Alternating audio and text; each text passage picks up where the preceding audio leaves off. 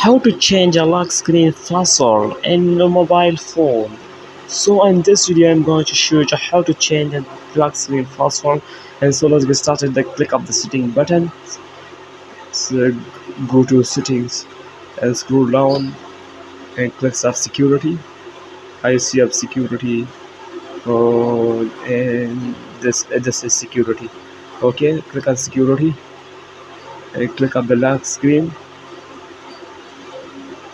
So confirm password and click the non-strip pattern pin password and click you are like am I like is a pattern and I click on the pattern. Okay, so click on the patterns and can click a password you would like password and fingerprint or face lock is all settings. So my phone lock is patterns. Okay, subscribe my channel for more problems and like this video. Thank you.